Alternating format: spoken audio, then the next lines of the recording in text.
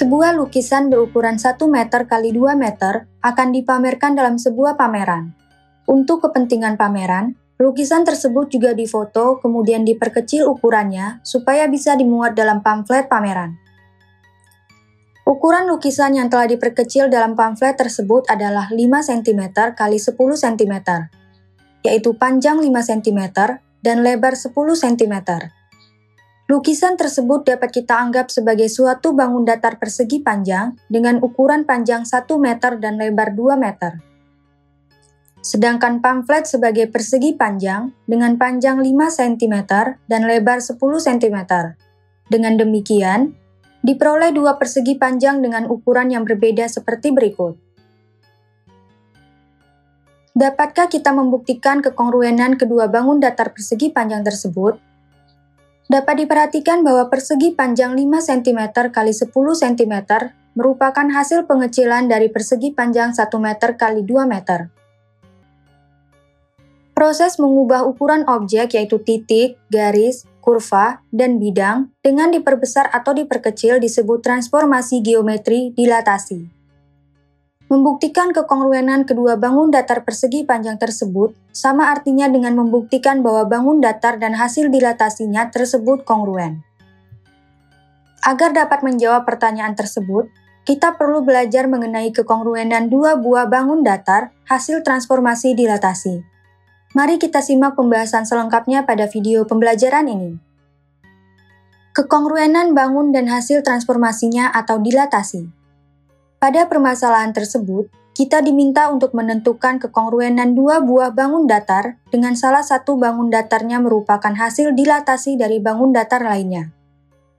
Untuk menentukannya, kita perlu belajar mengenai kekongruenan bangun datar dengan bangun datar hasil transformasinya.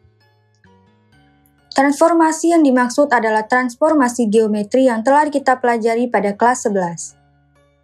Transformasi dalam matematika dapat diartikan sebagai suatu fungsi yang memetakan kedudukan suatu titik dari posisi awal ke posisi baru.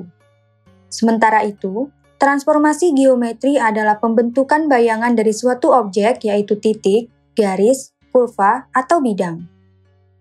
Jenis-jenis transformasi geometri adalah sebagai berikut.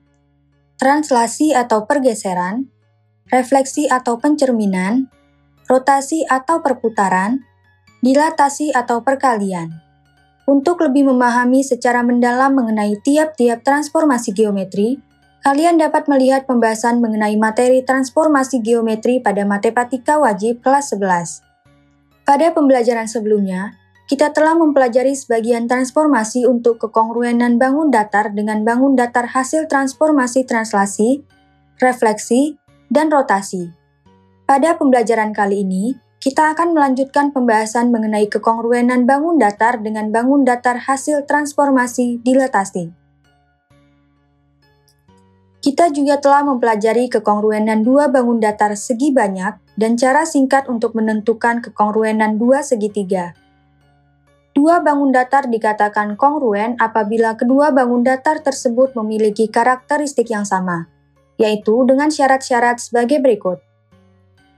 Sisi-sisi yang berkorespondensi atau bersesuaian harus sama panjang. Sudut-sudut yang berkorespondensi atau bersesuaian harus sama besar. Kedua bangun datar yang kongruen dapat kita notasikan sebagai berikut. Oleh karena itu, dalam menentukan kekongruenan dua bangun datar dengan salah satu bangunannya merupakan hasil transformasi geometrinya, perlu dicek dua syarat tersebut. Apabila kedua syarat tersebut terpenuhi, dapat disimpulkan bahwa kedua bangun datar tersebut kongruen. Untuk lebih jelasnya, mari kita simak pembahasannya berikut.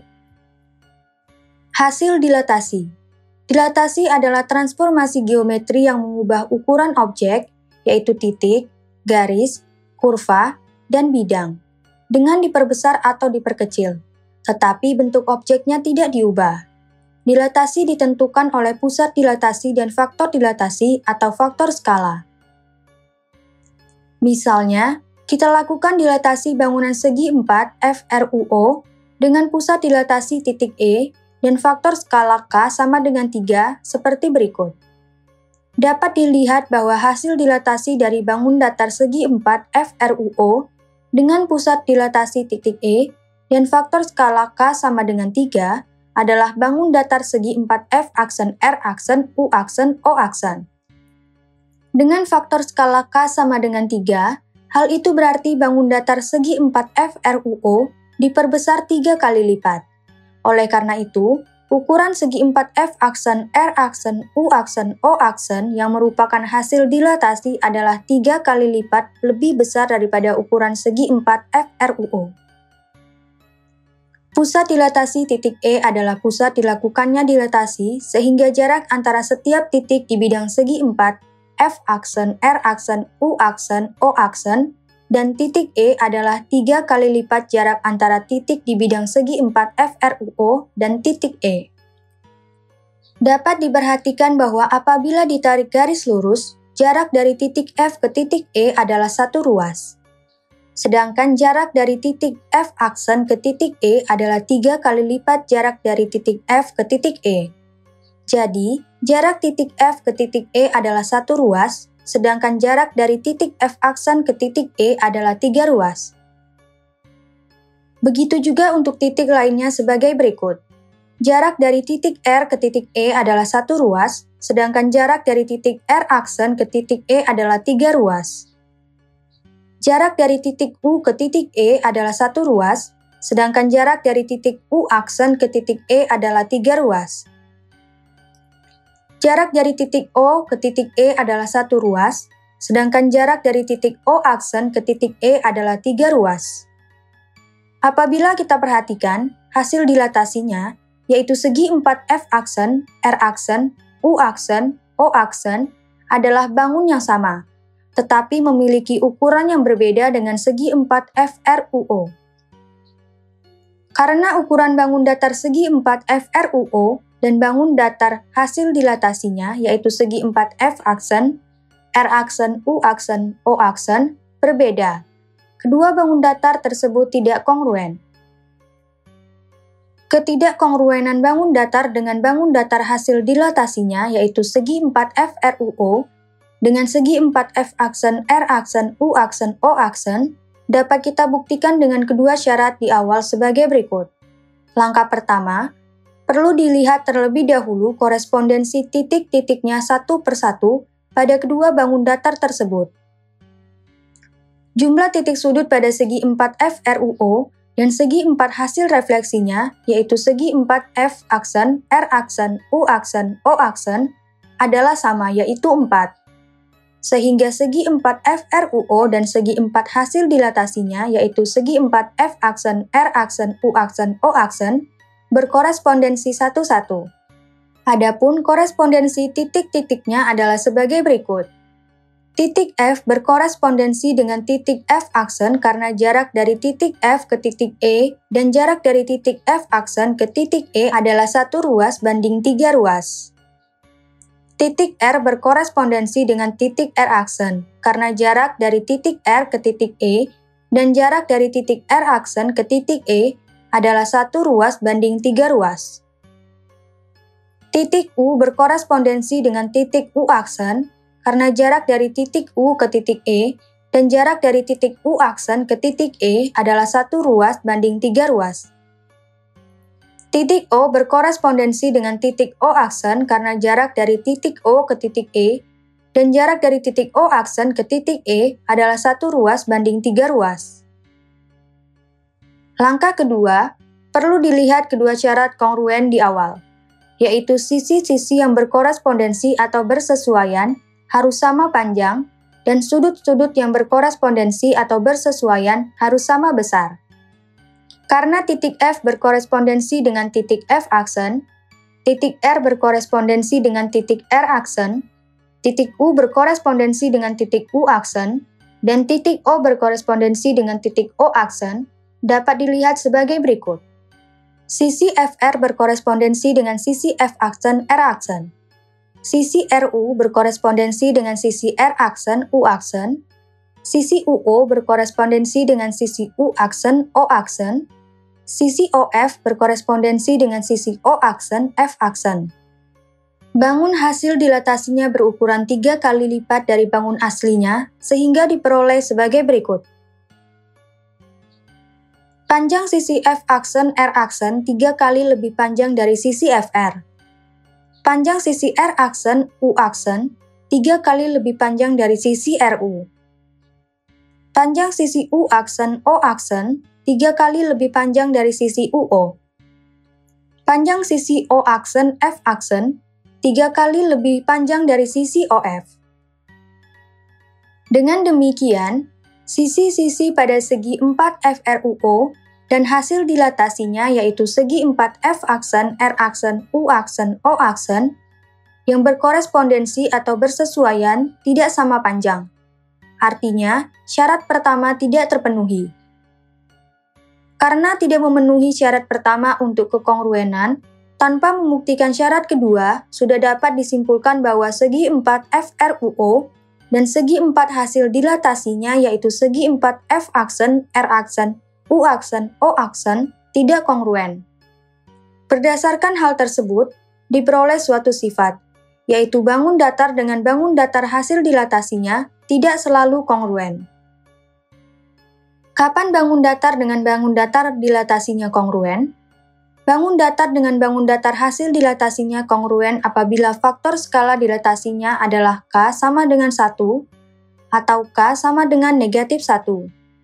Faktor skala K sama dengan 1 mengandung arti bahwa dilatasinya mempunyai bentuk dan ukuran yang sama persis dengan bangun aslinya.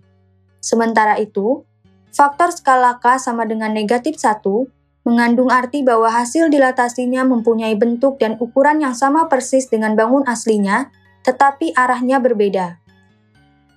Perhatikan gambar berikut. Pada gambar tersebut, dapat diperhatikan bahwa segitiga ABC didilatasikan dengan titik pusat O, 0, 0, dengan faktor skala K sama dengan 2, sehingga diperoleh hasil bayangannya yaitu segitiga A2, B2, C2. Ukuran segitiga A2, B2, C2 lebih besar 2 kali lipat dari ukuran segitiga ABC karena faktor skala K sama dengan 2.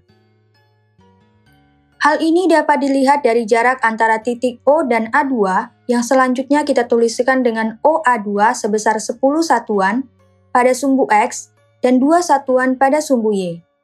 Jarak OA2 tersebut 2 kali lipat lebih besar dibandingkan dengan jarak OA, yaitu 5 satuan pada sumbu X dan 1 satuan pada sumbu Y, dengan arah yang sama yaitu ke kanan dan ke atas.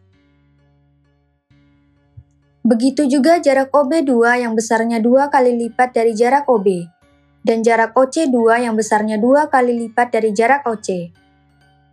Pada gambar tersebut juga terdapat dilatasi lain, yaitu segitiga ABC, yang didilatasikan dengan titik pusat O, 0, 0, dan faktor skala K sama dengan negatif 1, sehingga diperoleh hasil bayangannya yaitu segitiga A1, B1, C1. Ukuran segitiga A1, B1, C1 sama besar dengan ukuran segitiga ABC. Kalian dapat mengukur panjang dari setiap sisi segitiga tersebut dan akan diperoleh panjang yang sama. Namun, posisi segitiga A1, B1, C1 berbeda dengan segitiga ABC. Puncak segitiga ABC yaitu titik B berada di atas, sedangkan puncak segitiga A1, B1, C1 yaitu titik B1 berada di bawah. Jarak OA1 adalah 5 satuan pada sumbu X dan 1 satuan pada sumbu Y. Jarak tersebut sama dengan jarak OA yaitu 5 satuan pada sumbu X dan 1 satuan pada sumbu Y. Perlu diingat bahwa jarak selalu bernilai positif, namun arah antara OA1 dan OA berlawanan terhadap pusat dilatasi, yaitu titik O, 0, 0. Dapat diperhatikan bahwa arah dari OA1 adalah ke bawah dan ke kiri, sedangkan arah dari OA adalah ke atas dan ke kanan. Begitu juga jarak OB1 yang sama dengan jarak OB, dan jarak OC1 yang sama dengan jarak OC, tetapi arahnya berbeda. Perlu diingat bahwa jarak selalu bernilai positif. Dengan demikian, faktor skala dilatasi yang negatif sudah cukup jelas, bukan? Jadi, sifat mengenai kekongruenan bangun datar dengan bangun datar hasil dilatasi akan kita tulis kembali sebagai berikut. Bangun datar dengan bangun datar hasil dilatasinya tidak kongruen, kecuali faktor skala dilatasinya adalah K sama dengan 1 atau K sama dengan negatif 1. Selanjutnya, akan diberikan contoh mengenai kekongruenan bangun datar dengan bangun datar hasil dilatasinya sebagai berikut. Contoh soal, diketahui bangun datar persegi TUVW dengan koordinat titik-titiknya adalah T11, U51, V55, dan W15.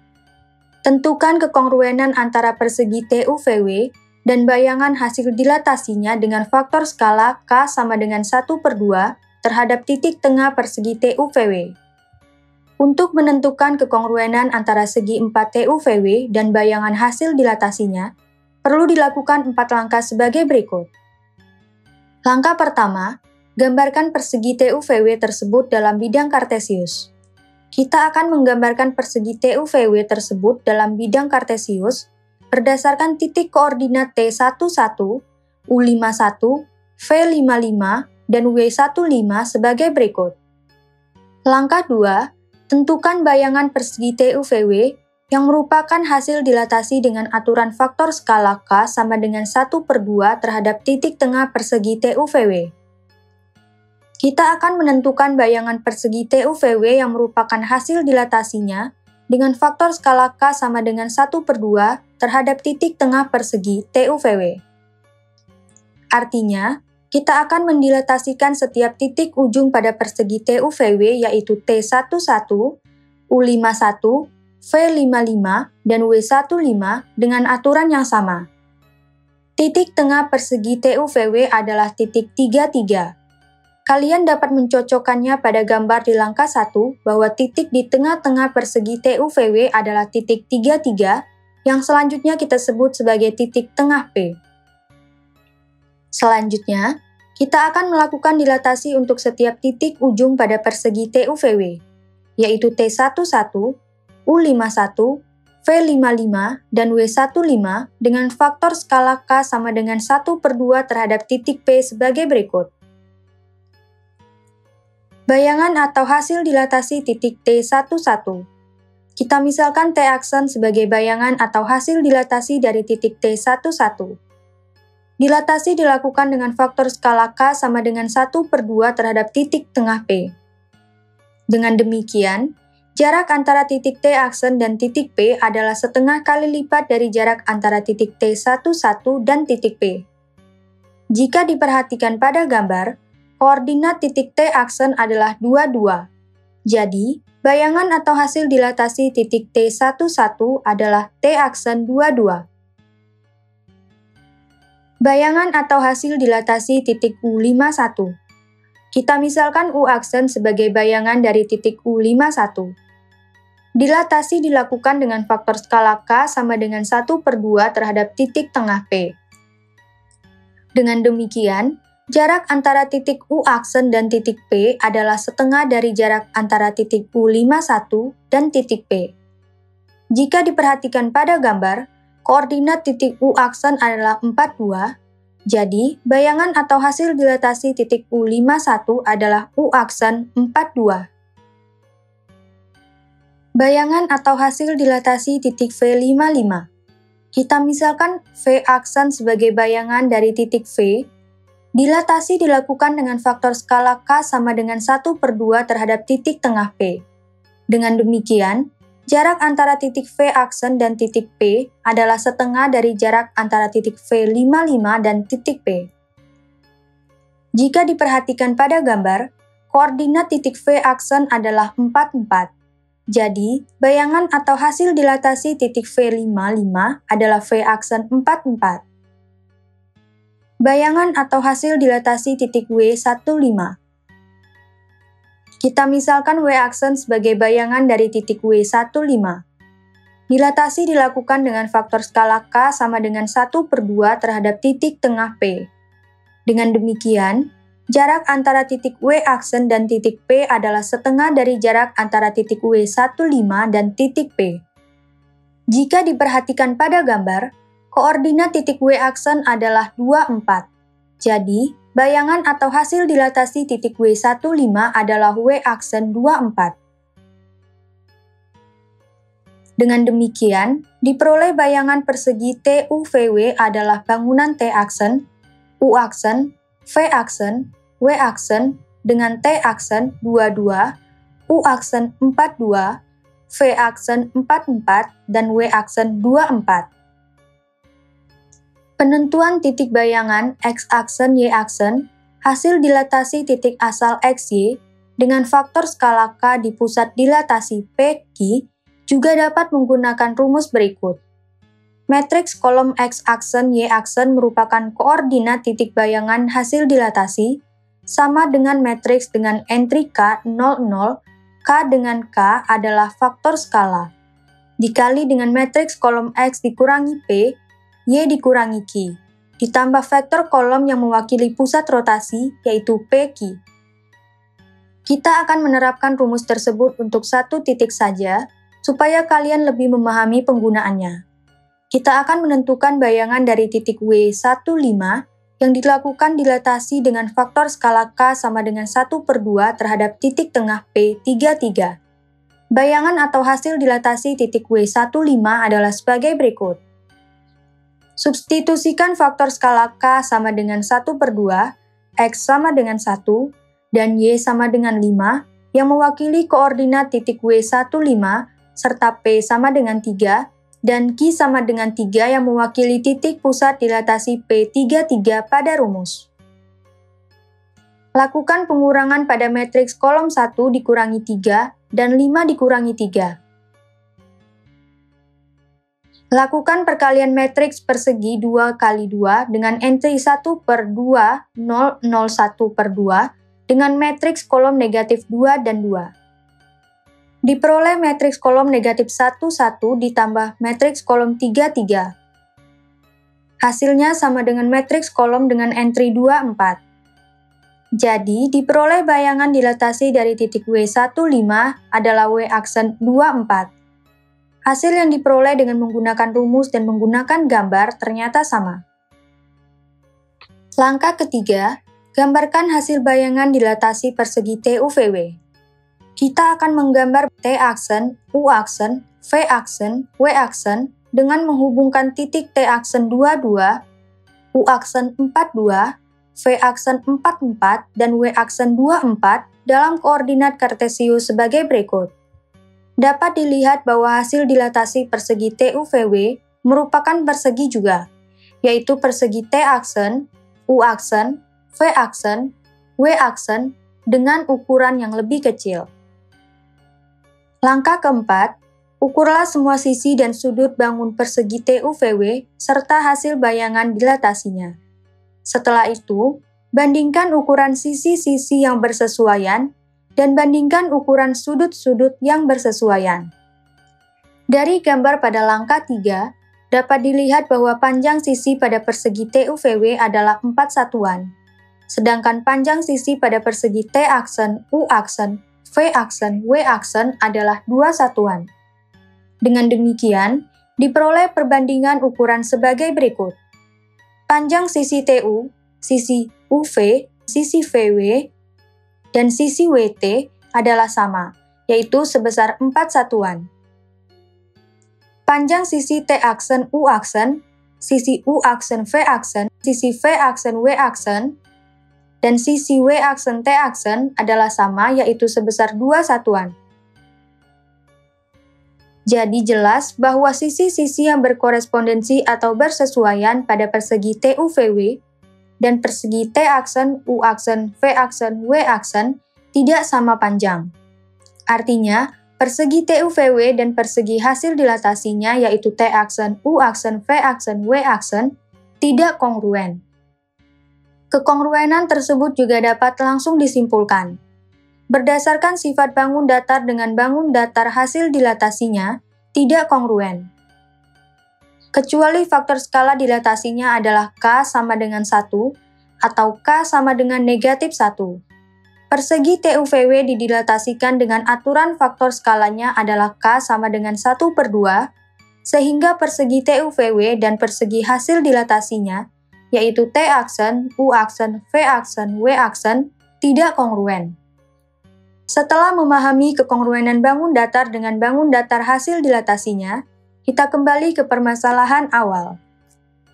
Sebuah lukisan berukuran 1 meter x 2 meter diperkecil pada pamflet menjadi 5 cm x 10 cm.